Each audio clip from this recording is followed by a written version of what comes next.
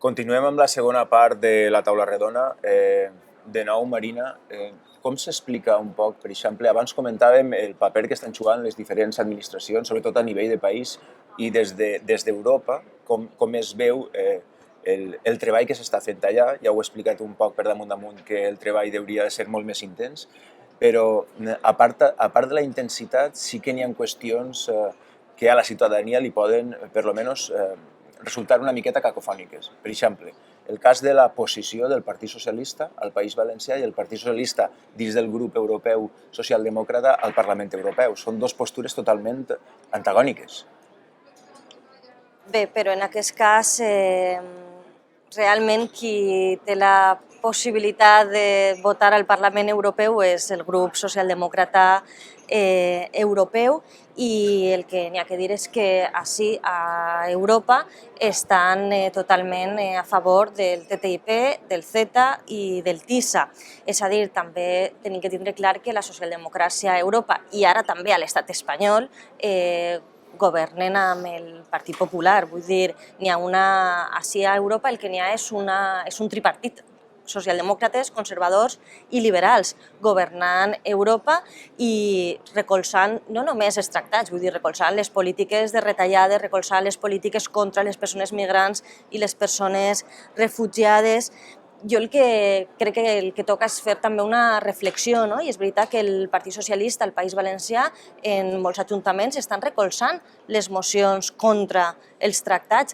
Jo crec que el que n'hi ha que demanar-los és que pressionen els seus dirigents, vull dir, que pressionen els seus dirigents a l'estat espanyol i que pressionen els seus dirigents també a Europa, per a que realment puguen canviar el sentit del vot ací al Parlament Europeu per part dels eurodiputats. I per descomptat que mantinguen el mateix vot de fermesa en els pobles i les ciutats del país davant d'aquesta política una miqueta contradictòria de la resta dels grups socialistes en diferents administracions.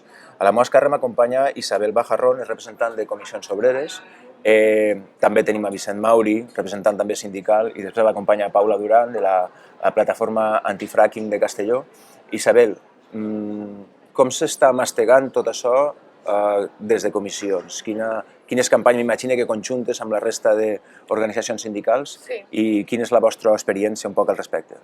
Des de Comissions Obreres, i en concret des de Comissions Obreres del País Valencià, hem estat participant molt activament des del primer moment en totes les campanyes i plataformes contra els tractats, contra el TTIP inicialment, ara també CETA, TISA, etc., perquè considerem que tenim una gran responsabilitat dins del món del treball, tenim una gran responsabilitat dins del món sindical, perquè aquests tractats els hem de parar. Els hem de parar sí o sí, i estem veient que no els anem a parar des del món de la política perquè hi ha grans contradiccions, sobretot a la socialdemocràcia europea. Els hem de parar des de la ciutadania, des dels sindicats, i en aquesta tasca estem. És de veres que segurament haurem de fer molt més, que fins ara possiblement hauríem d'haver mobilitzat molt més als treballadors, a la classe treballadora, en aquests temes que encara coneixen insuficientment totes les vinculacions i els factors que es van afectar i les conseqüències, justament, però és moment ja d'arribar al màxim i de dir prou. I de dir prou. Molt bé. Vicent Mauri, d'Intersindical Valenciana. Drets laborals, el CETA, el TTIP, com afecta això?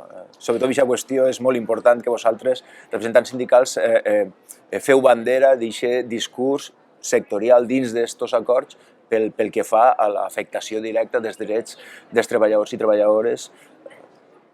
Sí, nosaltres considerem que els tractats internacionals que estem parlant són tractats que estan emmarcats en una política neoliberal, una política d'austeritat, una política de despossessió i d'espoli a la classe treballadora, per a desregular els drets laborals que tenim. Per això, en totes les plataformes que estem implicats, com una de les consignes fonamentals és la lluita contra el TTIP. Les marxes de la dignitat, per exemple, que és un dels moviments socials més importants que ha hagut en els últims anys a l'estat espanyol una de les reivindicacions era no al TTIP.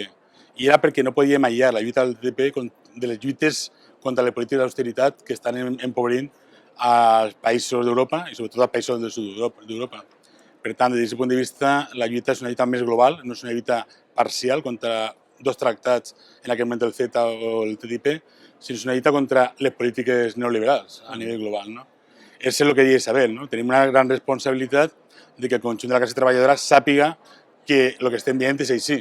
I per tant tenim que fer molta pedagogia en el centre de treball, tenim que insistir molt en que si s'aproven aquests tractats va suposar una desregulació de les condicions laborals i va suposar un empobriment de la classe treballadora com ha passat en els últims anys. I allà estem, no? Treballant unitàriament perquè en comissions com la intersindical i altres sindicats consideren que és un tema prioritari en l'agenda sindical de l'estat espanyol i de tota Europa. Moltíssimes gràcies, Paula. Paula Duran, membre de la plataforma antifracking de Castelló. Heu aparcat una miqueta tot el tema de l'antifracking. Se ficareu de calent en el tema del TTIP i ara ve el CETA. Vull dir, no pareu de lluitar, no pareu d'estar al carrer, no pareu de fer coses, també col·labores en la directa i vaig allà al final, així tots som militants i tots som activistes. De tot, sí, de tot. Quina és l'experiència treballar per les terres de Castelló? Jo te parlo també des d'un punt de vista de tractar la comunicació dins de la plataforma antifracking i ja dins de la plataforma de no al TTIP de les comarques de Castelló.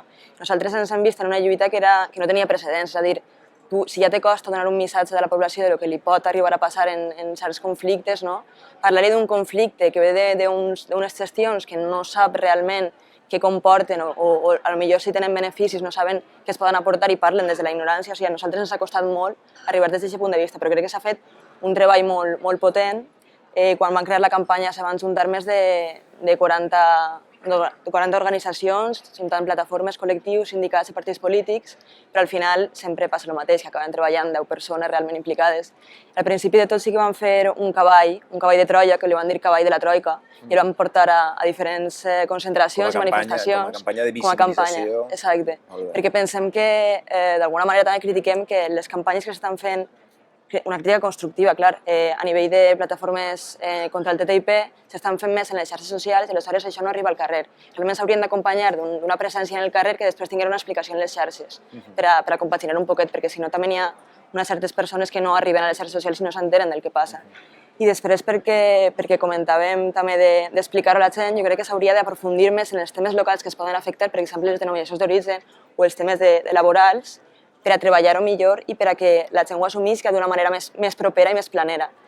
I per últim, el que parlava ahir la companya Marina, quan deia que si estem oposant-nos a aquest tractat hem de plantejar una alternativa, jo crec que apostar per l'economia del bé comú i per les cooperatives, que són també un front molt potent que tenim al País Valencià, seria el següent pas a donar d'alguna manera. Perfecte, al final no és qüestió de departaments estancs ni de polítiques separades i al final tot té una interrelació. Acabem així este segon bloc. Moltíssimes gràcies a les tres. Anem a encetar el tercer bloc i ja pràcticament donarem per conclosa la visita, el treball i l'estada així a Brussel·les i en tot cas de nou agrair-vos la presència i de nou altra volta, Marina, agrair-vos l'esforç que feu per disposar d'esta infraestructura per poder explicar-vos al País Valencià què és el que estem fent a Brussel·les. Moltíssimes gràcies.